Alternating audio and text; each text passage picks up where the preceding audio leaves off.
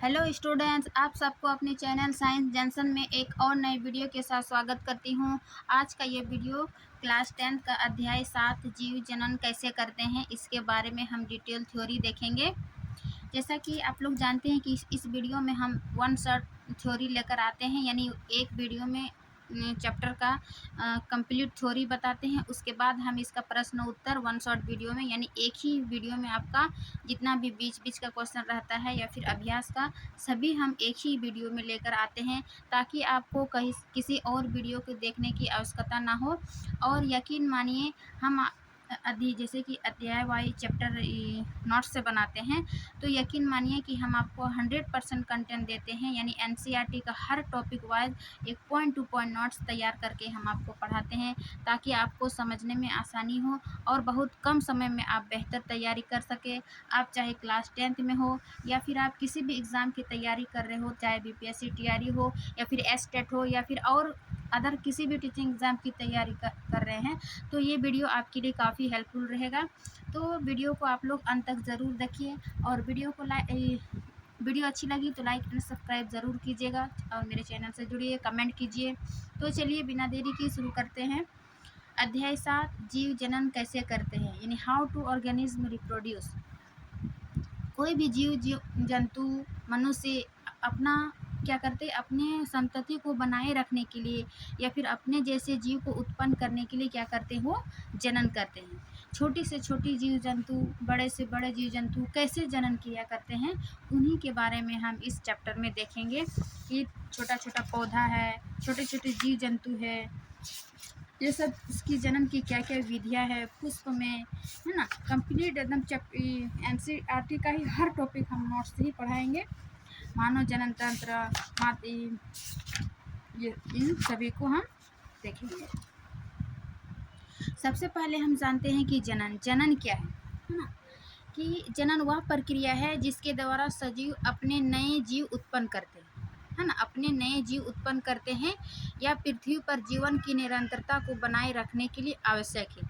यानी कि जीव जनन क्यों करते हैं, वो अपने ही जैसे संतति को उत्पन्न करता है और पृथ्वी पर जितने भी जीवन है उसको निरंतरता बनाए रखने के लिए। यानी कि जीव जनन यदि नहीं करेगा तो वो क्या होगा, एक समय में वो अपने जीव आगे नहीं बढ़ पाएगा। इसीलिए उसको निरंतरता यानी कॉन्टिन्यूटी को बनाने के लिए, रखने के लिए ये जनन आवश्यक है। अब ये जनन कैसे होता है, कोशिका के केंद्रक में, है ना। कोई भी कोशिका है, जैसे ये कोशिका है, उसके केंद्रक पाई जाती है। केंद्रक में, इस केंद्रक में क्या होता है, डीएनए होता है, गुणसूत्र होता है, और इन्हीं डीएनए गुणसूत्र में क्या होता है, अनुवांशिक गुण होता है। अनुवांशिक गुण यानी कि जो एक माता पिता से हमारे मतलब बच्चों में जो आता है, गुण ट्रांसफ़र होता है, तो ये इन्हीं कोशिका के डीएनए यानी केंद्रक में पाई जाती है। तो यहाँ पर वही बोल रहा है कि कोशिका के केंद्रक में पाए जाने वाले गुणसूत्रों के डीएनए के अणुओं में जो है वो अनुवांशिक गुण होते हैं, है ना। कोशिका के केंद्रक में ही क्या होते हैं, वो अनुवांशिक गुण होते हैं। और जो डीएनए प्रकृति बनाता है, इसके अंदर जो गुणसूत्र है, डीएनए है, वो क्या करता है, डीएनए रेप्लिकेशन करता है और ये नई कोशिका बनाता है रेप्लिकेशन करके, है ना। प्रकृति बनाता है यानी प्रतिकृति, यानी कि वो रेप्लिकेशन बनाता है तथा नई कोशिकाएं बनाता है। इससे कोशिकाओं में विभिन्नता उत्पन्न होती है और ये नई कोशिकाएं एक समान परंतु समरूप नहीं होती। कहने का अर्थ है कि जो कोशिका के केंद्रक में जो डीएनए पाई जाती है, ये डीएनए क्या करता है, रेप्लिकेशन करके ये नई कोशिकाएं बनाता है, यानी एक सेल से 2 सेल बनाता है और इन्हीं सेल कोशिकाएं बनाता है, और इसलिए और इनकी विभिन्नता उत्पन्न होती है। यानी कि उसका जीन में जो ट्रांसफ़र होता है तो वो कुछ विभिन्नता होती है, यानी कि सेम टू सेम, जैसे ये समरूप नहीं है। कहने का इसका अर्थ है कि हम माता पिता जैसे समरूप हूबहू नहीं होते हैं, कुछ डिफरेंट होता है ना। जैसे हमारी नाक माँ जैसी है, कान बोलते हैं ना कि हम इसकी आँखें जो है पापा जैसे है, मम्मा जैसे है, तो ये इस प्रकार की जो विभिन्नता उत्पन्न होती है, ये कोशिका एक समान होती है परंतु ये समरूप नहीं होती, मीन्स एक हूबहू नहीं होती, कुछ विभिन्नताएं उत्पन्न होती है जब डीएनए रेप्लिकेशन होता है। यानी एक कोशिका से दो कोशिकाएं बनती है, यानी कि, है ना, कोशिका विभाजन बनती है, तो ये सभी जनन के लिए ये आवश्यक होता है डीएनए रेप्लिकेशन। अब हम जानेंगे विभिन्नता का महत्व। जब जनन क्रिया हो गया, कोशिका विभाजित हो गया, कोशिका विभाजन से क्या बना, विभिन्नता उत्पन्न हुआ। आखिर ये विभिन्नता का क्या महत्व है? तो जो लंबे समय तक प्रजाति यानी लंबे समय तक जो प्रजाति है कि उत्तरजीविता बनाए रखने में उपयोगी होता है। विभिन्नता क्यों आवश्यक है? जैसे कि हम जैसे है हूबहू वैसे ही मेरे बच्चे हो, तो इसमें क्या होगा, बहुत लंबे समय तक उत्तरदायी जीवित बनाए रखने के लिए ये उतना अच्छा नहीं होगा। इसीलिए जो है ये विभिन्नता महत्व है, ताकि आने वाले समय में जो है उसकी उत्तरजीविता बनाए रखने में उपयोगी होगा। जैसे विकास का आधार, यानी जैसे जैसे हम आगे बढ़ रहे हैं वैसे वैसे क्या होगा, विकास की ओर गति हो रहा है, और इसकी विभिन्नता के कारण। इसीलिए विभिन्नता का महत्व है कि जैसे जैसे हम विकास की ओर जा रहे हैं, जैसे जैसे समय चेंज होते जा रहा है, वैसे हमारे विकास और उसकी विभिन्नता के कारण जो है चेंज हो रहा है। तो यही क्या है, इसका आधार है विभिन्नता का। इसका इसलिए महत्व है ताकि आगे आने वाली स्पीसीज को उत्तरजीविता बनाए रखने में उपयोगी हो। अब हम देख लिए कि जनन के दौरान जो कोशिका विभाजन होती है, यानी डीएनए रेप्लिकेशन होता है। कोशिका के अंदर जो केंद्रक में पाई जाती है वो डीएनए रेप्लिकेशन करके एक कोशिका से दो कोशिकाएं बना। उस दौरान जो विभिन्नता उत्पन्न हुआ, उस विभिन्नता का क्या महत्व है वो देख चुके। अब हम जानेंगे जनन यानी प्रजनन के प्रकार। कितने प्रकार के जनन हैं या फिर कितने प्रकार के प्रजनन हैं? तो ये दो प्रकार के होते हैं, है ना, लैंगिक जनन और दूसरा है अलैंगिक जनन। यानी कि जनन दो प्रकार के होते हैं, एक है लैंगिक और दूसरा है अलैंगिक। तो सबसे पहले हम यहाँ जानेंगे कि अलैंगिक प्रजनन क्या है ना। अलैंगिक प्रजनन में क्या होता है कि इसमें एकल जीव नए जीव उत्पन्न करता है। एकल जीव नए जीव उत्पन्न करने का अर्थ है कि इसमें एक ही जीव से जो है वो एक ही जीव से दो जीव बनता है ना। एक ही जीव से दो जीव बनना, ये क्या है, अलैंगिक जनन। इसमें मीन्स इसमें एक ही जीव भाग लेते हैं। और लैंगिक में क्या होता है कि दोनों जीव भाग लेते हैं, यानी कि नर और मादा, है ना। लैंगिक में नर और मादा दोनों भाग लेते हैं, और अलैंगिक में केवल एक ही जीव भाग लेते हैं। इससे में क्या होता है, युग्मक का निर्माण नहीं होता। जब एक ही जीव इसमें भाग लेता है तो युग्मक नहीं बनेगा। यानी युग्मक क्या, जायगोट क्या हुआ, जब दो मिलता है ना, नर और मादा जब मिलता है तो युग्मक बनता है।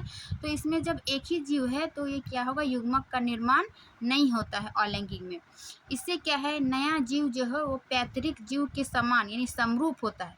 अलैंगिक जनन में सबसे बड़ी खासियत है कि जैसे ही माता पिता है वैसे ही उसका बच्चा भी होगा, है ना, मतलब संतति भी होगा। तो इसी के समरूप बनेगा। इसमें विभिन्नता है उतना नहीं पाई जाती जितना कि लैंगिक जनन में विभिन्नता होती है। तो ये अलैंगिक जनन में ये पॉइंट याद रखिएगा। फिर आगे का पॉइंट है कि सतत गुणन के लिए जो है यह एक बहुत ही उपयोगी माध्यम है। यानी कि ये लगातार अपने जैसे जीव को बनाए रखने के लिए क्या करते हैं, जनन क्रिया करते रहते हैं। ये सतत गुणन के लिए ये बहुत ही उपयोगी माध्यम है, और यह निम्न वर्ग के जीवों में अधिक पाया जाता है। यानी अलैंगिक विधि जो है, अलैंगिक जनन की विधि जो है, यह अधिकतर निम्न वर्ग जीवों में पाए जाते हैं, है ना। जैसे कि अमीबा हो गया, पारामेसियम हो गया। इसमें क्या पाया जाता है, अलैंगिक जनन की विधि। यानी अलैंगिक जनन विधि से यह क्या करते हैं, जनन करते हैं। तो ये इसका पॉइंट देख लियो अलैंगिक का। अब हम देखेंगे लैंगिक यानी कि सेक्सुअल, है ना, ऐसे सेक्सुअल रिप्रोडक्शन।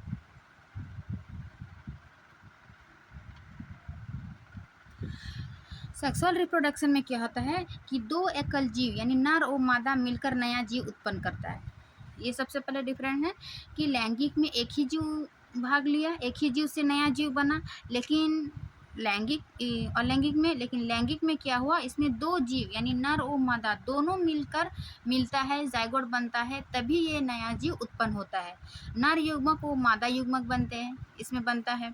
और फिर क्या है तीसरा पॉइंट कि नया जीव जो है वो आनुवांशिक रूप से पैतृक जीवों के समान होता है परंतु समरूप नहीं। समरूप क्यों नहीं? क्योंकि जब उसके कोशिका के केंद्रक में जो डीएनए है, जब डीएनए का रेप्लिकेशन होता है तो ये इसमें विभिन्नताएं पाई जाती है। एक कोशिका से दो कोशिका बनता है तो इसमें बहुत सारे विभिन्नताएं पाई जाती है। समान होता है परंतु क्या है, उसके हूबहू समरूप नहीं होते हैं।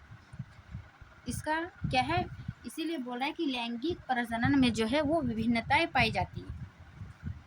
प्रजाति में जो है विभिन्नताएं उत्पन्न करने में सहायक होता है और ये प्रायः उच्च वर्ग के जीवों में पाए जाते हैं। यानी कि जितने भी जीव जंतु है उच्च वर्ग में, जैसे कि मानव आ जाएगा और भी गाय बकरी, ये सब उच्च वर्ग के जीवों में पाई जाती है ताकि उसमें जो है विभिन्नता पाई जाती है। तो इस प्रकार पॉइंट वाइज ना सेक्सुअल और एसेक्सुअल रिप्रोडक्शन में अंतर कर पाइएगा। अब हम देखेंगे कि अलैंगिक प्रजनन की विधियाँ, यानी कि कौन कौन सी विधि है, किसमें कौन विधि से प्रजनन यानी जनन की क्रिया होती है, उसके बारे में हम देखते हैं। अलैंगिक प्रजनन की विधियाँ में सबसे पहले देखेंगे विखंडन। विखंडन क्या होता है कि इस प्रक्रम में जो है एक कोशिका दो या दो से अधिक कोशिकाओं में विभाजित हो जाती है। जैसे कि ये कोई सेल है ना, कोई जीव है, तो ये क्या होगा, ये टूटकर 1 से 2, 2 से 4 ऐसे क्या होगा, ये 2 या 2 से अधिक कोशिकाओं में ये विभाजित हो जाएगा। तो इस प्रकार की विधि को क्या कहेंगे, विखंडन विधि से। फिर है दूसरा द्विखंडन। द्विखंडन में क्या होता है कि इसमें जीव 2 कोशिकाओं में विभाजित हो जाती है ना। इसमें जीव जो है वो 2 कोशिकाओं में विभाजित हो जाता है। इसका एग्जाम्पल हम अमीबा, लेशमानिया ये सब इसमें देखेंगे।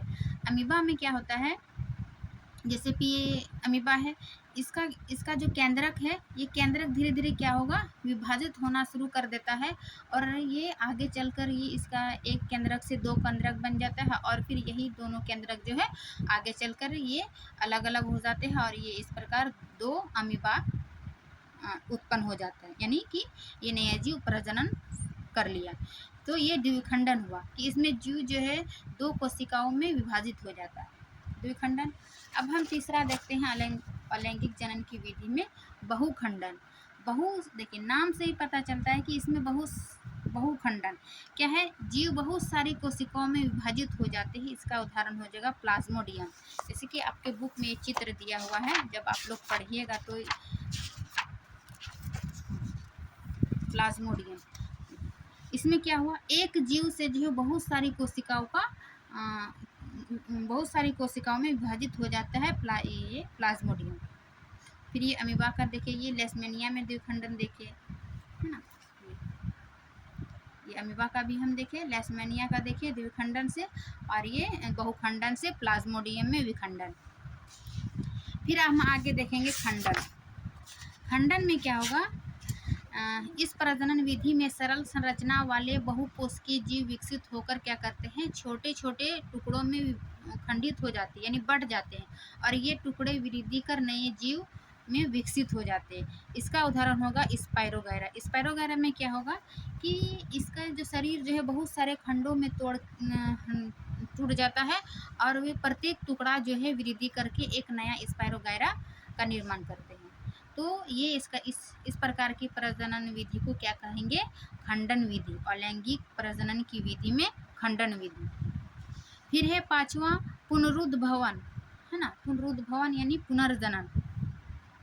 इस प्रक्रम में क्या होगा कि किसी कारणवश जब कोई जीव कुछ टुकड़ों में टूट जाता है, जैसे कि ये है प्लेनेरिया, तो प्लेनेरिया हो जाए, जब इसको हम काटते हैं या फिर किसी कारणवश ये टुकड़ों में बढ़ जाते हैं तो ये प्रत्येक टुकड़ा जो है ये नए जीव विकसित हो जाते हैं, है ना। इस प्रकार ये नए जीव विकसित होकर क्या बनाता है, ये अपना जनन करता है। उदाहरण प्लेनेरिया, हाइड्रा, ये है हाइड्रा और ये है प्लेनेरिया। इसमें क्या होता है, पुनर्जनन, रीजेनरेशन ऑफ प्लेनेरिया का और हाइड्रा। तो क्या करता है, इसमें प्रत्येक टुकड़ों में वृद्धि कर नया जीव उत्पन्न हो जाता है। फिर इसका हम देखते हैं छठा मुकुलन विधि से। मुकुलन विधि में क्या होता है, इस प्रक्रम में जीव के शरीर पर एक उभार उत्पन्न होता है, जैसे इस प्रकार, ये क्या है मुकुलन। इसमें जीव जो है वो एक उभार उत्पन्न हुआ और इसी को क्या कहेंगे, मुकुल।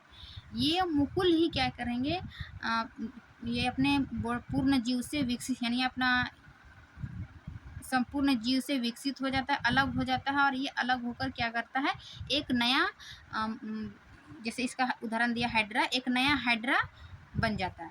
तो ये क्या हुआ, मुकुलन, है ना। इस प्रक्रम में जीव के शरीर पर एक उभार उत्पन्न होता है जिसे मुकुल कहते हैं, और यह मुकुल पहले नन्हे फिर पूर्ण जीव में विकसित हो जाता है तथा जनक से अलग होकर क्या करता है, ये अपना नया जीव, नया हाइड्रा बन जाता है। इसका उदाहरण है हाइड्रा, ईस्ट, यानी खमीर। तो ये मुकुलन विधि से अपने जन्म कंप्लीट करता है। जैसे यहाँ भी हम फिगर बनाए थे, है ना। फिर है 7वां बीजाणु समागम, है ना, बीजाणु समासंग। इसमें क्या होता है कि कुछ जीवों में तंतुओं के सिरों पर जो है बीजाणु धानी बनती है, जैसे कि ये राइजोपस है। इसमें क्या होता है कि ये स्पोरेंजियोफोर होता है। स्पोरेंजियोफोर के ऊपर जो है बीजाणु धानी यानी स्पोरेंजियम होता है, और इन्हीं स्पोरेंजियम जो है स्पोर पाए जाते हैं। ये स्पोर जो है किसी कारण से मतलब फट जाती है, और इसके बीच जो है जितने भी स्पोर होता है वो बाहर मतलब नीचे गिर जाती है, और ये फिर ये अनुकूल परिस्थिति आने पर ये क्या करता है, नया बीजाणु, नया राइजोपस बन जाता है ना। फिगर से देखिए, कुछ जीवों में तंतुओं के सिरे पर, ये हो गया तंतुओं के सिरे पर क्या होता है, बीजाणु धानी बनती है, जिनमें बीजाणु होते हैं। इसमें क्या होता है, बीजाणु होते हैं।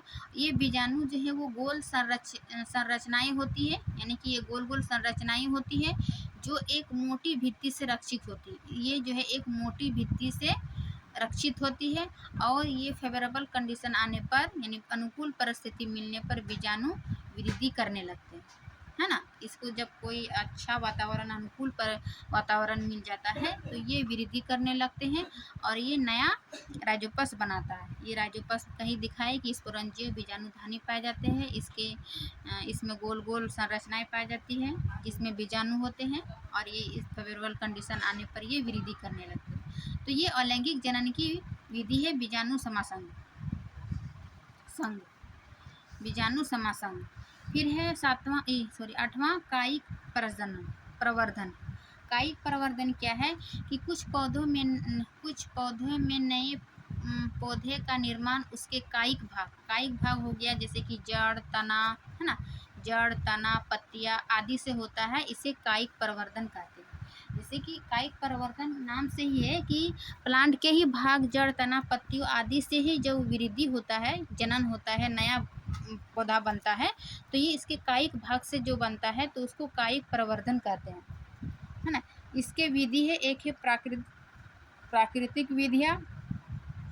प्राकृतिक विधियां में क्या होता है, ये जड़ द्वारा जैसे कि डहेलिया, शकरकंदी, इसमें कायिक भाग के ही यानी जड़ द्वारा जो जनन हुआ वो क्या हो गया, कायिक प्रवर्धन। तो कायिक प्रवर्धन में एक याद रखिएगा, जड़ द्वारा, डहेलिया और शकरकंदी में। फिर इसका तना द्वारा क्या है, जैसे आलू, अदरक। आलू में क्या होता है, छोटा छोटा आँख पाए जाते हैं। अदरक में जो नीचे देखिएगा जड़ टाइप का निकला हुआ रहेगा, तो जड़ अदरक जो है वो तना होता है, और ये तना द्वारा प्रजनन यानी जनन करते हैं। फिर है पत्तियों में जैसे ब्रायोफिलम की पत्तियों की ओर कलिकाएं होती हैं। ये ब्रायोफिलम की पत्तियां है, इसमें जो है वो कलिकाएं पाई जाती है, और यही कलिकाएं जो है पौधा से अलग होकर नया पौधा बनाता है। तो ये पत्तियों द्वारा हो गया, यानी ये कायिक विधि हो गया, कायिक प्रवर्धन विधि। पत्तियों द्वारा क्या हो गया, ब्रायोफिलम की पत्तियों की ओर पर कलिकाएं होती है जो विकसित होकर नया पौधा बनाती है। तो ये प्राकृतिक विधि थी कि जड़, तना और पत्तियों में इस प्रकार का होता है। और कुछ कृत्रिम विधियाँ देखेंगे, यानी कि कृत्रिम विधियाँ में जैसे कि रोपण। आम में क्या होता है, रोपण विधि से हम उसको जनन करते हैं। फिर कर्तन जो गुलाब, यानी उसको गुलाब के तना को काट कर उसको क्या करते हैं, जनन करवाते हैं। तो ये कृत्रिम विधियाँ है। फिर है लेयरिंग, यानी चमेली को फूल के जनन जब करवाते हैं तो उसको लेयरिंग विधि से करते हैं। तो कृत्रिम विधि का 3 पॉइंट याद रखिएगा, और प्राकृतिक विधि का 3 पॉइंट याद रखिएगा। अब अलैंगिक जनन की सभी विधियां जो है खत्म हो गया। अब हम आगे देखते हैं ऊतक संवर्धन। यानी कि टिश्यू कल्चर। ये क्या है टिश्यू कल्चर? इस विधि में जो है वो कृत्रिम विधि से जब हम किसी को प्लांट या जीव जंतु को जनन करवाते हैं तो इस विधि में ऊतक संवर्धन होता है। इस विधि में क्या होता है, इस विधि में शाखा के सिरे से कोशिकाएं लेकर उन्हें पोषक माध्यम में रखा जाता है, यानी कि न्यूट्रिशन मीडियम में रखा जाता है, और ये कोशिकाएं गुणन कर कोशिकाओं के गुच्छे जिसे कैलस कहते हैं इसमें पोषण माध्यम में रखा जाता है, और उसके कोशिकाओं में जो है वो गुणन करने लगता है, वो सारा गुच्छा का निर्माण हो जाता है, और इन्हीं गुच्छा को क्या कहते हैं, कैलस, कैलस कहते हैं। फिर परिवर्तित हो जाते हैं कैलस में। फिर कैलस को क्या करते हैं, हार्मोन माध्यम में रखा जाता है। सबसे पहले उसको पोषण माध्यम में रखे। जब ये कैलस का निर्माण हो गया तो फिर इस कैलस को क्या करेंगे, हार्मोन माध्यम में रखेंगे ताकि ये वृद्धि कर सके, है ना। हार्मोन माध्यम में रखेंगे। उसके बाद जहाँ उसमें विभेदन होकर, हार्मोन माध्यम में जैसे ही रखेंगे तो उसको क्या एक विकसित वृद्धि करने लगता है, और ये विभेदन होकर यानी कि विभाजित होकर क्या करेगा, नए पौधे का निर्माण होगा, जिससे फिर से मिट्टी में रोपित करते हैं और एक नया पौधा बन जाता है। तो इस प्रकार की विधि को क्या कहते हैं, ऊतक संवर्धन यानी कि टिश्यू कल्चर। ये प्लांट में भी करते हैं और जीव जंतु दोनों में ये कृत्रिम विधि से हम क्या करते हैं, नया जीव को नया पौधा या नया जीव बनाते हैं, यानी कि प्रजनन करते हैं।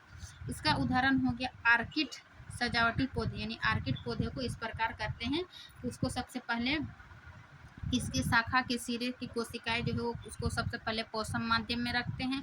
पोषण माध्यम में जैसे ही रखते हैं तो ये गुच्छा, कोशिकाओं का गुच्छा बन जाता है जिसको कि कैलस कहते हैं।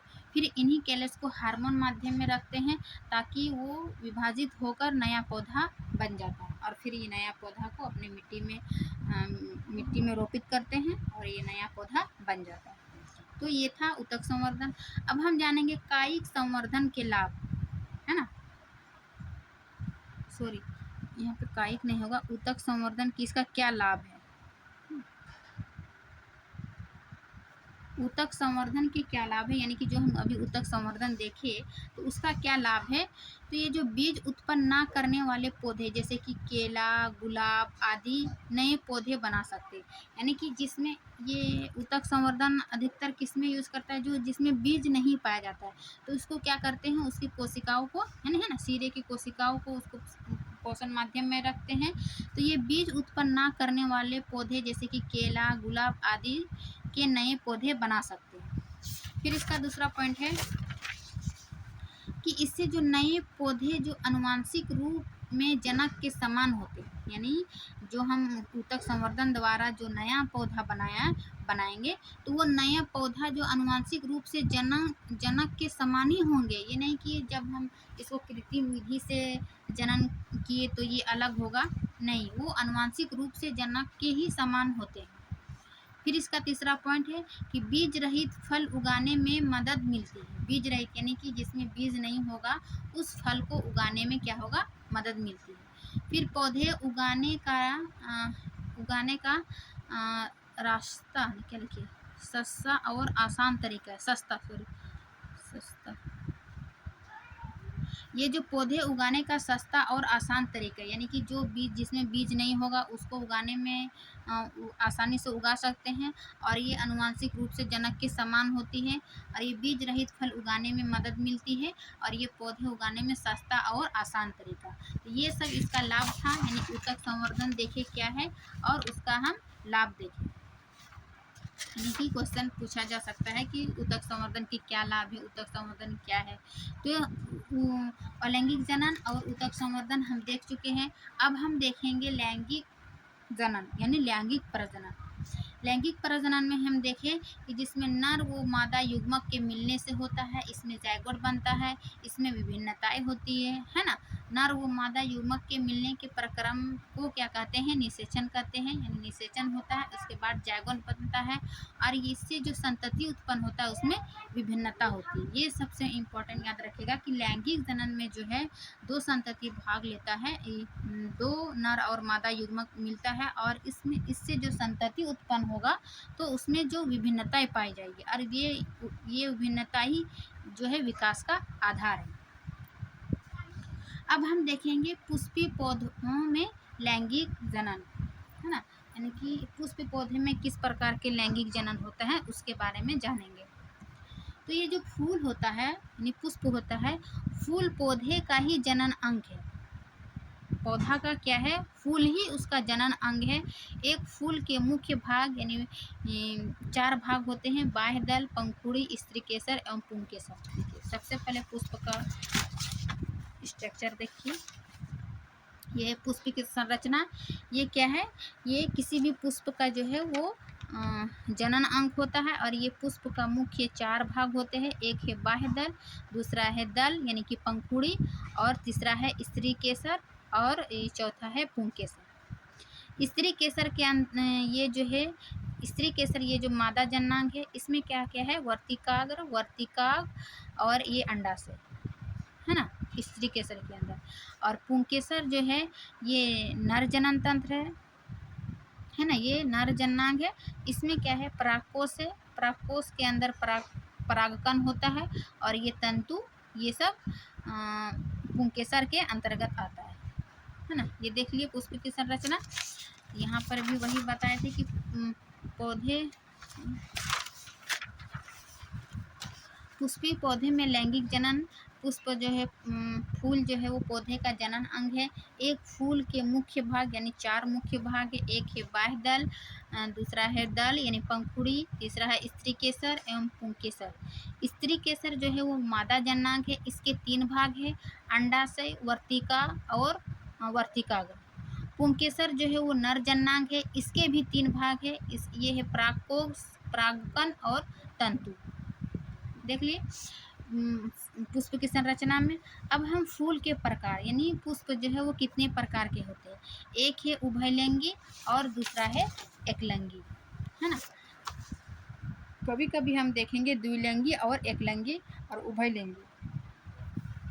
उभयलिंगी यानी बाइसेक्सुअल फ्लावर में क्या होता है कि जिसमें स्त्री केसर एवं पुंकेसर दोनों उपस्थित होते हैं एक ही फूल में। जब एक ही फूल में नर जननांग और मादा जननांग दोनों उपस्थित होगा तो वैसे पुष्प को क्या कहेंगे, उभयलिंगी पुष्प। और इसका उदाहरण हो जाएगा सरसों, गुड़हल। और एक होता है कि द्विलिंगी पुष्प। द्विलिंगी पुष्प में क्या होता है कि नर और मादा फूल अलग अलग पौधों या अलग अलग फूलों पर पाए जाते हैं, है ना, जैसे कि बैगन, टमाटर, गुलाब, लिली, ये द्विलिंगी पुष्प के उदाहरण हैं। और एक है द्विलिंगी पुष्प, आपके बुक में नहीं दिया था इसलिए हम इसको अलग से लिखे। ये उभयलिंगी पुष्प के प्रकार में उभयलिंगी एक पुष्प था और दूसरा था एकलिंगी पुष्प। एकलिंगी पुष्प में क्या होता है, स्त्री केसर एवं पुंकेसर में से कोई एक ही जननांग उपस्थित होगा, या तो स्त्री केसर होगा या तो पुंकेसर होगा। इसका उदाहरण होगा पपीता और खरबूज। इसीलिए उभयलिंगी में दोनों मौजूद होगा एक ही फूल में जैसे सरसों, गुड़हल। और एक लिंगी में एक ही पुंकेसर या इसकी एक ही जननांग उपस्थित होगा। तो ये देखिए पुष्प के प्रकार, पुष्प की संरचना देखिए। अब हम आगे देखेंगे बीज निर्माण की प्रक्रिया, यानी कि बीज निर्माण कैसे होता है। फूल तो देख लिए कि फूल जो है वो जननांग का भाग है ना, पौधे का जनन अंग है। अब जो बीज का निर्माण होता है तो बीज निर्माण कैसे होता है। तो बीज निर्माण होने के लिए सबसे पहले हम परागण जानेंगे कि परागण क्या है। कि जब परागकणों का, है ना, ये परागकोश के अंदर क्या पाया जाता है, परागकण। तो ये परागकणों का वर्तिकाग्र, ये चूंकि ये नर जननांग है तो नर जननांग जब मादा जननांग यानी वर्तिकाग्र पर पहुंचता है, वर्तिकाग्र पर स्थानांतरण होता है तो उसको क्या कहेंगे, परागण। यहाँ पर भी वही है कि जब परागकणों का वर्तिकाग्र तक स्थानांतरण होता है तो उसे क्या कहते हैं, परागण कहते हैं। और ये परागण जो है वो 2 प्रकार के हैं, एक है स्वपरागण और दूसरा है परपरागण। स्वयं परागण में क्या होता है कि परागकोश में उत्पन्न परागकण हवा या पानी या जंतु द्वारा उसी फूल के वर्तिकाग्र पर स्थानांतरित होता है तो उसे क्या कहते हैं, स्वपरागण। यानी कि एक पुष्प हो गया, इस पुष्प में जब ये परागकोश से परागकण निकालकर इसी पुष्प के वर्तिकाग्र तक पहुँचता है ना, किसी पुष्प के वर्तिकाग्र पर पहुंचता है, चाहे वो जंतु द्वारा हो, पानी द्वारा हो, हवा द्वारा, ये किसी माध्यम से परागकण यहाँ वर्तिकाग्र तक पहुंचता है। तो इस विधि को क्या कहते हैं? स्वपरागण। यानी कि ये अपने ही पुष्प में हुआ, किसी दूसरे पुष्प में नहीं हुआ, इसीलिए इसको स्वपरागण पुष्प कहते हैं। और जब यह क्रिया, जब एक पुष्प से दूसरे पुष्प तक परागकणों का स्थानांतरण होता है तो उसे परपरागण कहते हैं। यानी कि ये तो एक पुष्प हो गया, यदि यहाँ पर दूसरा पुष्प है, ठीक है, बुक में दिया होगा, ये एक पुष्प हो गया, एक इधर दूसरा पुष्प होगा, तो इस पुष्प का जो है परागकण यानी परागकोश से परागकण निकालकर दूसरे पुष्प के वर्तिकाग्र पर पहुंचेगा तो इसको क्या कहेंगे? परपरागण। तो ये देख लिए कि परागण की दो विधि है, स्वपरागण और परपरागण। अब बीज निर्माण में क्या होता है कि परागकण से जो है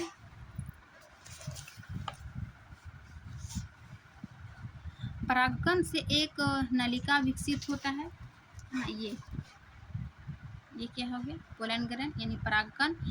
ये एक नलिका विकसित होता है। ये देखिए, ये इसका फिगर देख लीजिए। परागकण, ये स्टिग्मा हो गया, और ये मेल गेमिट, ये पोलन ट्यूब, ये ओवरी, और ये फीमेल गेमिट। वर्तिकाग्र पर परागकणों का अंकुरण। बीज निर्माण में क्या क्या होता है? जैसे परागकण देखे, परागकण से एक नलिका विकसित होता है जो वर्तिकाग्र से होते हुए बीजांड तक पहुंचती है। यानी कि परागकण से एक नलिका युक्त निकलता है और ये वर्तिकाग्र से होते हुए ये क्या है? बीजांड यानी अंडाशय तक पहुंचता है। ये देखिए, पहुंचने के बाद अंडाशय के अंदर नर व मादा युग्मक का निषेचन होता है। यहाँ पे है ना, नर ये मेल गेमिट और ये फीमेल गेमिट यहाँ आकर मिलता है, और ये निषेचन की क्रिया होती है, यानी युग्मक का निर्माण होता है। युग्मक का निर्माण होता है या युग्मनस का निर्माण होता है। युग्मक का निषेचन होता है और युग्मनस का निर्माण होता है, यानी जायगोट बनता है। उसके बाद युग्मनस में विभाजन होकर भ्रूण का निर्माण होता है ना। जब ये जायगोट बनने के बाद क्या हुआ? भ्रूण का निर्माण हुआ। भ्रूण का निर्माण होने के बाद बीजांड से एक कठोर आवरण विकसित होकर बीज में बदल जाता है। यानी कि जब परागकण एक लंबी संरचना बनाती है, और ये मेल गेमिट जो है वो फीमेल अंडाशय में, चूंकि फीमेल होता है, ये फीमेल गेमिट से जाकर फ्यूज करता है, और ये जायगोट का निर्माण निषेचन क्रिया होता है। निषेचन क्रिया के बाद जायगोट बनता है। उसके बाद ये भ्रूण का निर्माण करता है। भ्रूण के निर्माण होने के बाद जो है वो बीजांड से एक कठोर आवरण विकसित होता है। ये कठोर आवरण विकसित होने के बाद ये जो बीज में बदल जाता है। अब अंडाशय जो है वो फल में बदल जाता है तथा फूल के अन्य भाग झड़ जाते हैं। जब ये अंडाशय फल में बन जाता है तो फूल के जो अन्य भाग हम देखें, बाह्य दल, पंखुड़ी, ये सब जो है वो झड़ जाता है और ये फल का निर्माण कर देता है। इस प्रकार हम देखिए कि बीज कैसा बना, बीज से फल कैसा बना, निषेचन क्रिया कैसे हुई, जायगोट कैसे बना, ये हम फिगर के माध्यम से कंप्लीट देखें। जितना भी अभी हम देखें प्लांट में प्रजनन विधि पुष्प के माध्यम से, चूँकि प्लांट के जो है वो पुष्प ही जनन अंग था, तो हम पुष्प का विधि देखें। अब हम मानव में प्रजनन देखेंगे, है ना। मानव में प्रजनन कैसे होगा? मानव में लैंगिक जनन से होता है। लैंगिक जो है वो परिपक्वता जीवन काल का वह काल जब नर में शुक्राणु तथा मादा में अंड कोशिका का निर्माण शुरू हो जाता है, यानी किशोरावस्था की इस अवधि को यौना आरंभ कहते हैं, है ना। जब मानव में यौना आरंभ हो जाता है तब मानव में क्या होगा? प्रजनन की विधि वो विकसित हो जाएगा। लैंगिक परिपक्वता जीवन काल का वह काल जब नर में शुक्राणु तथा मादा में अंड कोशिका का निर्माण शुरू हो जाता है ना। जब मानव में जैसे जैसे हम परिपक्वता की ओर बढ़ते हैं, किशोरावस्था की ओर बढ़ते हैं, तो नर में जो है वो शुक्राणु और मादा में अंड कोशिका का निर्माण शुरू हो जाता है, यानी कि किशोरावस्था की इस अवधि को क्या कहते हैं? यौना आरंभ। जब हमें यौना आरंभ प्रारंभ हो जाता है तब हम कुछ परिवर्तन होता है, उस परिवर्तन के बाद हम जनन की ओर बढ़ते हैं। जैसे कि यौना आरंभ पर परिवर्तन, यानी कि जब हम यौना आरंभ हो गए तो क्या क्या परिवर्तन होता है? तो किशोरों में एक समान, यानी कि क्या क्या समानता है नर और मादा में। जैसे कि इसका पॉइंट है कि काक वो जनना के पास जो है वो गहरे बालों का उगना, ये नर और मादा सभी में होती है, यानी एक समान, यानी क्या दोनों में समानता है। फिर है दूसरा पॉइंट कि त्वचा का जो है वो तेलीय होना, है ना, तेलीय होना तथा मुहासे निकलना, ये दोनों में समान होती है। अब हम लड़कियों में खास करके देखेंगे और लड़कों में अलग अलग। लड़कियों में क्या होगा, स्तन के आकार में वृद्धि होने लगती है। दूसरा है कि रजोधर्म होने लगता है, रजोधर्म यानी जो जब पीरियड होने लगता है। और लड़कों में क्या होता है कि चेहरे पर दाढ़ी मूछ निकलना और आवाज़ का फटना। ये दो पॉइंट है लड़कियों और लड़कों में मुख्य अंतर, और 2 पॉइंट है क्या दोनों में समानता पाई जाती है। अब हम उसी प्रकार के नर जनन तंत्र देखेंगे, यानी मादों में जब हम प्रजनन देखेंगे तो एक एक करके देखेंगे। सबसे पहले हम नर जनन तंत्र, उसके बाद हम मादा जनन तंत्र देखेंगे। नर जनन तंत्र को जानने से पहले हम इसका फिगर देखते हैं। ये है मानव का नर जनन तंत्र। इसी को हम एक्सप्लेन करेंगे कि क्या क्या इसमें पाई जाती है, क्या कौन सा ग्रंथि है, क्या कार्य है। ये जो विरिसन देख रहे हैं, ये विरिसन उदर गुहा के बाहर विरिसन कोष में उपस्थित होता है।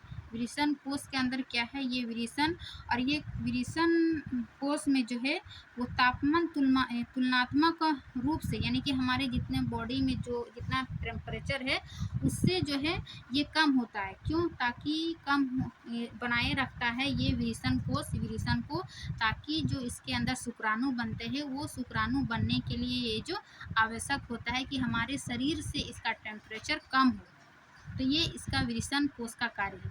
विरिसन कोष के अंतर्गत क्या पाया गया, विरिसन, है ना। फिगर देखिए, वही बात हम यहाँ पर लिखे कि विरिसन उदर गुहा के बाहर विरिसन कोष में उपस्थित होते हैं।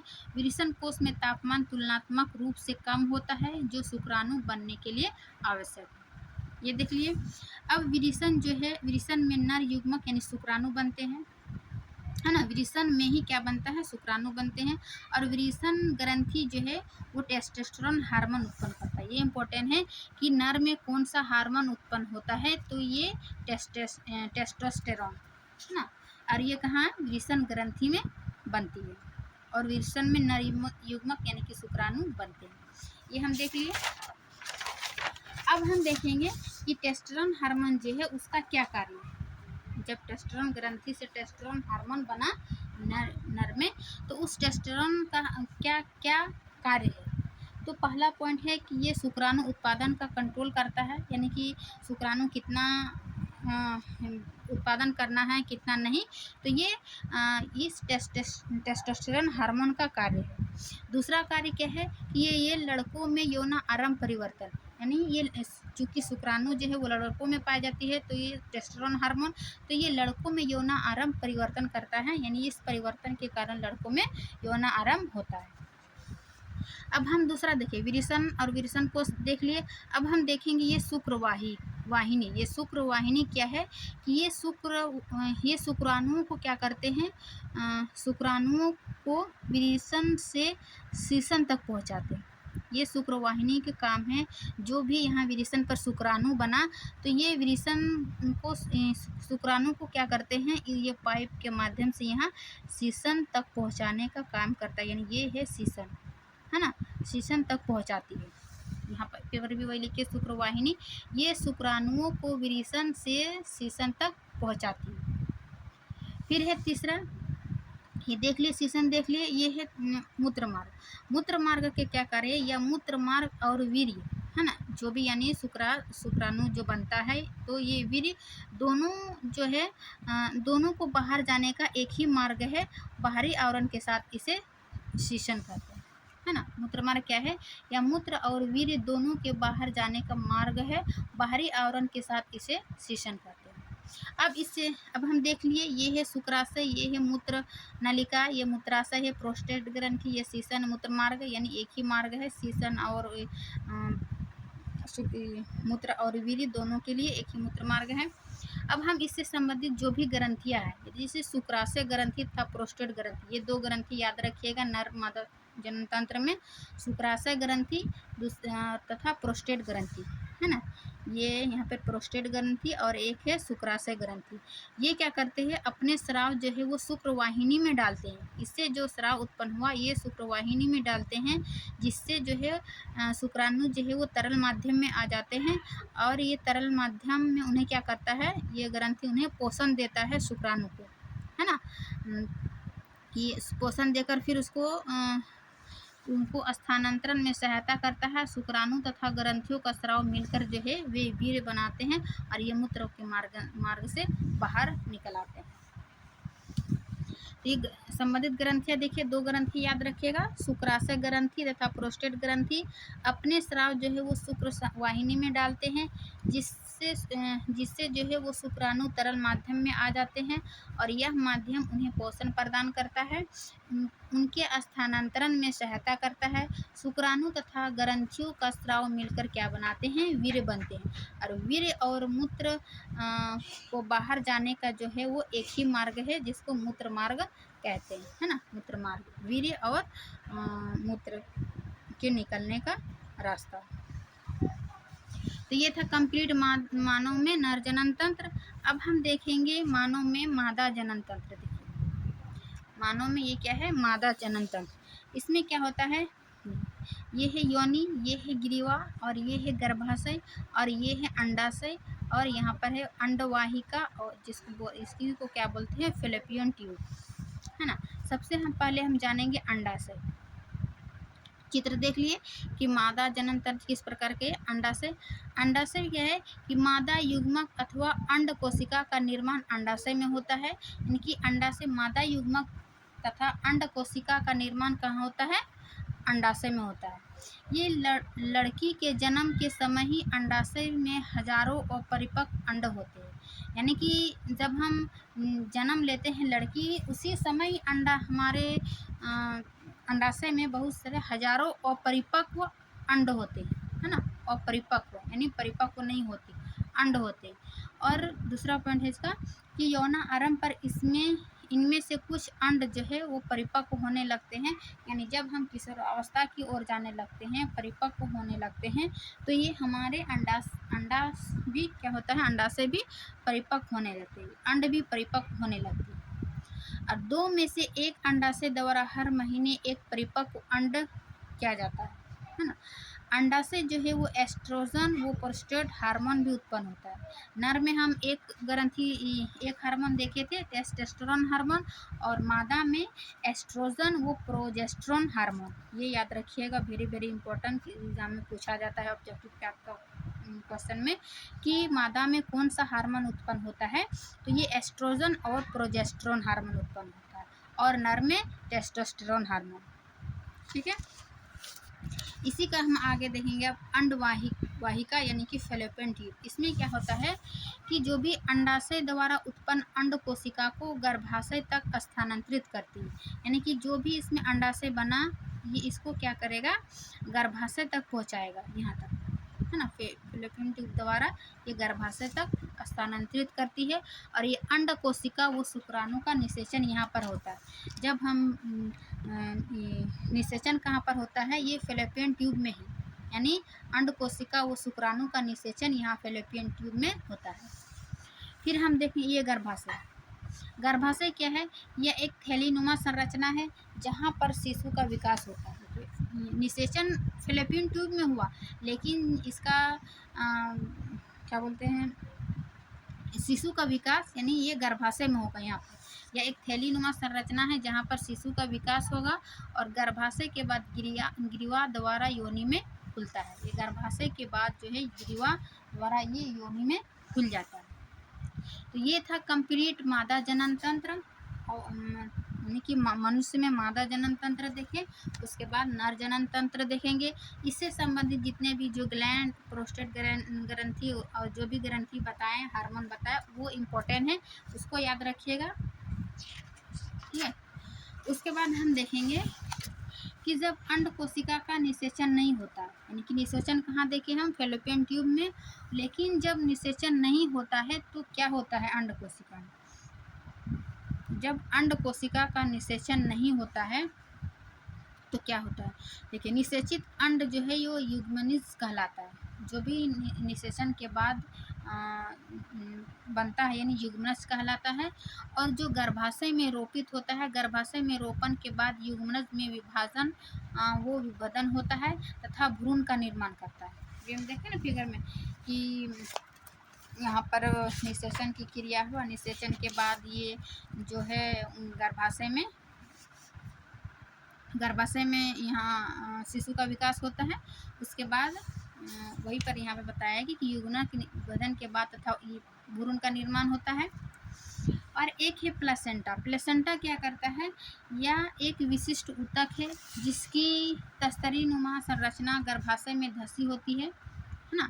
प्लेसेंटा क्या है, यह एक विशिष्ट ऊतक है जिसकी तस्तरीनुमा संरचना गर्भाशय में धसी होती है। इसका कार्य क्या है, यानी प्लेसेंटा का अधिकतर कार्य पूछा जाता है कि प्लेसेंटा क्या है और इसका क्या कार्य है। तो प्लेसेंटा का मुख्य कार्य क्या है कि माँ के रक्त से ग्लूकोज, ऑक्सीजन आदि पोषण प्रदान करना। यानी कि जब बच्चा गर्भाशय में होती है तो वो पोषण कैसे प्रदान करता है ना। तो ये प्लेसेंटा से पोषण प्रदान करता है, यानी कि माँ के रक्त से जुड़ा हुआ होता है ये प्लेसेंटा। माँ के रक्त से क्या करता है, ग्लूकोज और ऑक्सीजन आदि ये पोषण प्रदान करता है। भ्रूण द्वारा उत्पादित अपशिष्ट पदार्थों का निपटान करता है। अंडे के निषेचन से लेकर शिशु के जन्म तक के समय को गर्भकाल कहते हैं। यानी गर्भकाल जब भी निषेचित हुआ उसके बाद भ्रूण बना, भ्रूण के बाद क्या बनता है, शिशु बनता है। तो ये जब तक जन्म तक के समय को क्या कहेंगे, गर्भकाल कहेंगे। और इसकी अवधि लगभग 9 माह तक होती है ना। 9 माह के बाद शिशु बच्चे को जन्म देती है। तो ये देख लिए कि जब अंडा का निषेचन होता है, जब अंडा का निषेचन नहीं होता है, मैं आपको उल्टा कुछ बोल दी थी क्या। देखिए, जब अंड कोशिका का निषेचन होता है तो ये हम देखें, और जब अंड कोशिका का निषेचन नहीं होता है तो क्या होता है। जब अंड कोशिका का निषेचन हुआ यानी भ्रूण बना, भ्रूण के बाद बेबी बना, बेबी है ना, 9 माह के बाद वो बच्चा जन्म देता है। उसके बाद जब अंड का निषेचन नहीं होता है तो क्या होता है उसको देखेंगे कि हर महीने गर्भाशय खुद को निषेचित अंड प्राप्त करने के लिए तैयार करता है। यानी कि हर महीना जो है वो गर्भाशय खुद को निषेचित करता है, निषेचित अंड प्राप्त करने के लिए तैयार करता है। लेकिन जब ये निषेचित नहीं होता है तब क्या होता है,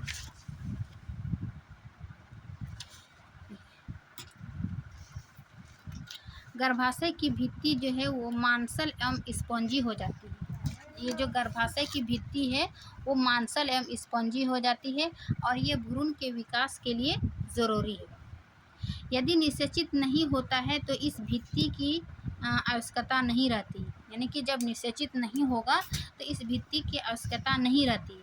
अतः यह परत जो है वो धीरे धीरे टूटकर मार्ग से रक्त एवं म्यूकस के रूप में बाहर निकलती है। इसी को हम क्या कहेंगे, जब हमें पीरियड्स आती है, यानी कि सामान्य भाषा में ये समझ सकते हैं कि जब अंडक निषेचित नहीं होता है तो वो क्या होता है, उसकी परतें जो है वो धीरे धीरे टूट कर क्या करता है, रक्त एवं म्यूकस के रूप में बाहर निकलता है, जिसको हम लोग पीरियड कहते हैं, है ना। यह चक्र लगभग 1 महीने का समय लेता है तथा इसे ऋतुस्राव या रजोधर्म कहते हैं। देख लिए कि ऋतुस्राव और रजोधर्म किसको बोलते हैं। और ये 40-50 वर्ष की उम्र के बाद जो है वो अंडाशय से अंड का उत्पन्न होना बंद हो जाता है। ये रजोधर्म जो है वो 40 से 50 वर्ष की उम्र होता है, उसके बाद जो है वो धीरे धीरे अंड का उत्पन्न होना बंद हो जाता है। उसके फलस्वरूप जो है वो रजोधर्म बंद हो जाता है, जिसे रजोनिवृत्ति कहते हैं। यानी कि एक समय 40-50 साल के बाद जो है वो हमारे पीरियड्स धीरे धीरे बंद हो जाते हैं। उसके बाद के पीरियड को क्या कहेंगे, रजोनिवृत्ति कहते हैं। तो इस प्रकार हम देखिए कि मादा जनन तंत्र में जब अंड कोशिका का निषेचन होता है तो हाँ बेबी का निर्माण होता है ना, मतलब बेबी का जन्म होता है। और जब अंड का निषेचित नहीं होता है तो हमें क्या होता है, पीरियड्स आते हैं जो हर महीने निकलती है ना। तो ये कंप्लीट जनन से संबंधित देखिए। अब हम देखेंगे जनन स्वास्थ्य, यानी जनन से संबंधित क्या हेल्थ इशू है उसको हम जानेंगे। तो जनन स्वास्थ्य का अर्थ क्या है कि जनन से संबंधित सभी आयाम जैसे कि शारीरिक, मानसिक, सामाजिक एवं व्यवहारिक रूप से स्वस्थ होना। स्वस्थ का अर्थ ये नहीं कि हम मतलब बीमार नहीं हैं, है ना, बीमार है या फिर बीमार नहीं है।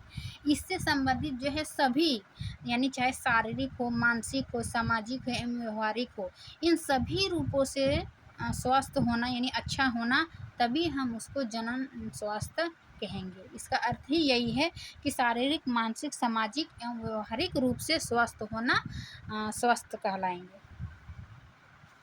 अब है तो इससे संबंधित क्या होगा, रोगों का लैंगिक संचरण, यानी कि जो भी STDs है, एक प्रकार के सेक्सुअल ट्रांसमिटेड डिजीज, यानी कि लैंगिक रोगों का लैंगिक संचरण, जो अनेक रोगों का लैंगिक संचरण भी हो सकता है।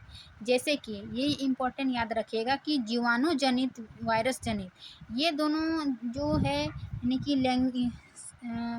लैंगिक संचरण विधि है ना, सेक्सुअल डिजीज़ है, लेकिन ये जीवाणु जनित है, जैसे कि गनोरिया, सिफिलिस, ये दोनों और विषाणु जो है वो मस्सा, HIV जो बोलते हैं ना, एड्स जो है वो संबंधित किससे, HIV वायरस से, है ना, HIV वायरस। ये सभी गनोरिया, सिफिलिस, मस्सा, HIV, एड्स, ये सब है लैंगिक रोग, है ना। लेकिन बैक्टीरिया जनित रोग गोनोरिया और सिफिलिस हो जाएगा, और वायरस जनित रोग हो जाएगा मस्सा, HIV और एड्स। फिर है कंडोम। कंडोम के उपयोग से इन रोगों का संचरण कुछ सीमा तक रोकना संभव हो। कुछ सीमा तक बोल रहा है, कंप्लीट नहीं, यानी कि इन रोगों से बचाव करने के लिए हमें कंडोम का यूज़ करना चाहिए, ताकि इस रोगों से जो है वो कुछ सीमा तक इसको रोकना संभव हो पाएगा। अब है गर्भरोधन, यानी कि गर्भ को रोकना। कैसे गर्भ को रोकते, तो गर्भधारण को रोकना ही क्या कहलाता है, गर्भरोधन। अब गर्भरोधन के क्या क्या तरीके हैं ये हम जानेंगे, है ना। गर्भरोधन के प्रकार, यानी कि गर्भ को किस किस विधि से रोकते हैं, तो इसके लिए है यांत्रिक अवरोध, रासायनिक तकनीक, IUCD, शल्य क्रिया यानी कि सर्जिकल मेथड, फिर है सर्जिकल मेथड में ही आ जाएगा नसबंदी, ट्यूबैक्टोमी, ये सब एक एक करके हम देखेंगे कि गर्भ निरोधक के क्या क्या प्रकार है। पहला देखेंगे कि यांत्रिक अवरोध। यांत्रिक अवरोध में यानी कि फिजिकल बैरियर मेथड,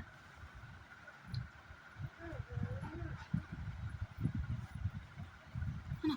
यांत्रिक अवरोध में हम क्या देखेंगे इसमें कि शुक्राणु को अंड कोशिका तक नहीं पहुंचने दिया जाता है ना। इसमें जो भी नर में जो शुक्राणु बनता है वो अंड कोशिका तक नहीं पहुंचाने देता है, वो अंड कोशिका तक नहीं पहुंचती है। तो ये यांत्रिक विधि हो गया। जैसे कि सीसन को ढकने वाली ये कंडोम एक प्रकार का क्या हो गया, यांत्रिक अवरोध। या फिर योनि से रखने वाले सर्वाइकल कैप, है ना। तो इस प्रकार ये यांत्रिक अवरोध यानी फिजिकल बैरियर मेथड विधि के अंतर्गत ये आ जाएगा। दूसरा पॉइंट है रासायनिक तकनीक। रासायनिक तकनीक के अंतर्गत क्या आ जाएगा कि मादा में अंड को ना बनने देना, है ना।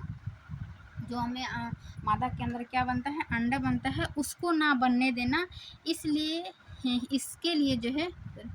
इसके लिए दवाई ली जाती है जो हार्मोन के संतुलन को परिवर्तित कर देती है। इसके अन्य प्रभाव यानी विपरीत प्रभाव भी हो सकते हैं, यानी कि इसके साइड इफ़ेक्ट भी हो सकता है। रासायनिक तकनीक से क्या होता है कि मादा में जो अंड बनता है उसको ही बनने नहीं देता है। इसके लिए दवाई दी जाती है जो कि हार्मोन के संतुलन को चेंज कर देता है, और इसके जो है बहुत सारे इसके साइड इफ़ेक्ट देखने को मिलता है। इसीलिए ये एक कंप्लीट मतलब विधि नहीं है रोकने का। हम इसके और आगे देखेंगे। तीसरा है IUCD यानी इंट्रा यूटेरिन कॉन्ट्रासेप्टिव डिवाइस। ये क्या होता है, लूप या कॉपर टी को गर्भाशय में स्थापित किया जाता है जिससे गर्भधारण नहीं होता है ना, गर्भधारण नहीं होता है। ये IUCD यानी ICD के अंदर क्या आएगा, कॉपर या लूप जितने पर जो भी प्रकार के हैं ये गर्भाशय में स्थापित किया जाता है, जिससे गर्भाशय नहीं होता है। फिर है चौथा शल्य क्रिया तकनीक यानी कि सर्जिकल मेथड से, है ना, ऑपरेशन के माध्यम से। ये एक होता है नसबंदी और ट्यूबेक्टोमी। नसबंदी में क्या होता है कि पुरुषों में जो वाहिकाओं को रोककर, अभी जो हम देखें ये पुरुषों में शुक्रवाही है ना, ये शुक्रवाहिनी है, क्योंकि ये विरेचन से शुक्राणु ये शुक्रवाहिनी के माध्यम से ये सीसन में आता है ना, शुक्रवाहिनी के माध्यम से ही सीसन में आ जाता है। तो इसी शुक्रवाहिनी को क्या करता है, रोककर उसमें शुक्रवाणु को स्थानांतरण को रोकता है। इसको काटकर क्या करता है, नसबंदी में शुक्रवाहिनी को रोककर उसमें शुक्राणुओं का स्थानांतरण को रोकता है। उसी को काटकर क्या करता है, शायद मतलब ऑपरेशन करके उसको काट के जोड़ देता है, ताकि उसमें शुक्राणु का स्थानांतरण ना हो, स्थानांतरण को ही रोक देता है। तो इस प्रकार ये ऑपरेशन के माध्यम से ये नसबंदी हो गया। फिर दूसरा है ट्यूबेक्टोमी। ट्यूबेक्टोमी क्या होता है कि महिलाओं में अंडवाहिनी को अवरुद्ध कर अंडे के स्थानांतरण को रोकना। ये था पुरुष में कि शुक्रवाहिकाओं को रोकना, शुक्राणुओं का स्थानांतरण को रोकना, और महिलाओं में क्या होगा, ट्यूबेक्टोमी की अंडवाहिनी को अवरुद्ध कर देना, ताकि उसके अंड का जो स्थानांतरण हो वो रुक जाए, वो अंड का स्थानांतरण ना हो पाए। तो इस विधि में ट्यूबेक्टोमी का यूज होता है। फिर हम आगे हैं, ये क्या था, गर्भ को रोकने का विभिन्न तरीका था, यांत्रिक अवरोध, रासायनिक तकनीक, शल्य क्रिया, नसबंदी, ट्यूबेक्टोमी, है ना।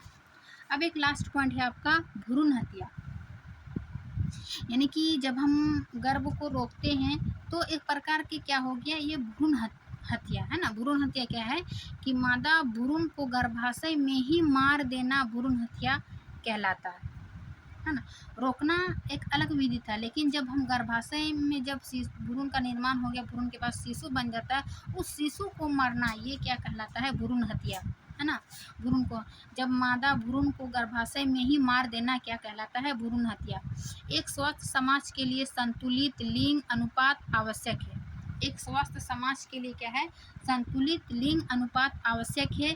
यह तभी संभव होगा जब लोगों में जागरूकता फैलाई जाएगी। वो भ्रूण हत्या तथा भ्रूण लिंग निर्धारण जैसी घटनाओं को रोकना होगा। भ्रूण हत्या जो है वो कानूनी अपराध है, भ्रूण हत्या नहीं होना चाहिए। इसके रोकने के लिए जो है जैसी घटना को रोकना चाहिए, यानी कि लैंगिक निर्धारण जैसी जो भी जांच होती है वो नहीं होना चाहिए। इसीलिए भ्रूण हत्या ये है, भ्रूण हत्या यानी इसको ये नहीं होना चाहिए, ये समाज के लिए सही नहीं है। संतुलित लिंग अनुपात आवश्यक है, स्वस्थ समाज के लिए संतुलित, है ना। तो ये था आज का ये क्लास का ये अंतिम आपका था, यानी इस प्रकार हम देखिए कौन सा चैप्टर में जीव जनन कैसे करते हैं, लैंगिक अलैंगिक मानव में जितने भी ग्रंथि है, नर मादा जनन तंत्र देखिए, मादा जनन तंत्र देखिए, उससे संबंधित जो भी हार्मोन है उसको हम देखें, गर्भ धारण को रोकने की विधि देखें, फिर हम भ्रूण हत्या देखें। यानी कि NCERT का ही यानी हर टॉपिक हम आपको लिए, आप जैसे जनन स्वास्थ्य संबंधित देखिए। एक NCERT में क्या है कि लाइन बाय लाइन दिया हुआ है, जो कि आपको समझने में थोड़ा सा कठिन हो सकता है। इसी को हम आसान भाषा में हम आपको एकदम पॉइंट टू पॉइंट नोट्स तैयार किए अपनी भाषा में, ताकि आपको समझने में किसी भी प्रकार की परेशानी नहीं हो। तो चलिए, आशा करती हूँ कि ये वीडियो आप लोग के लिए अच्छी लगी होगी। अच्छी लगी तो लाइक एंड सब्सक्राइब ज़रूर कीजिएगा, और आपको यदि एक बार में समझ में ना आए तो वीडियो को 1 से 2 बार ज़रूर देखिए, ताकि आपको कम समय में जो है आपको एक बेहतर नोट्स तैयार हो जाएगा, यानी NCERT का ही पॉइंट टू पॉइंट आपको कवर हो जाएगा। आप यदि NCERT को नहीं भी पढ़ते हैं और यदि एक बार मेरे नोट्स को ट्रस्ट करके पढ़िएगा तो यकीन मानिए NCERT का ही हर टॉपिक हम लेते हैं और उसी को हम बताते हैं कम शब्दों में, है ना, एक्सप्लेन के। देखिए हर पॉइंट जो है ये हमारे नोट्स में NCERT का ही रहता है, बस हम अपनी भाषा को थोड़ा सा चेंज करके यानी अपनी भाषा में लिखने की बताने की कोशिश करते हैं, ताकि आपको समझने में आसानी हो। तो चलिए नेक्स्ट पार्ट में हम इसका कंप्लीट प्रश्न उत्तर लेकर आएंगे। आप लोग इसके बाद इन्हीं थ्योरी को पढ़ के रखिएगा, इसके बाद हम प्रश्न उत्तर करेंगे। तो चलिए मिलते हैं नेक्स्ट क्लास में, तब तक के लिए थैंक यू।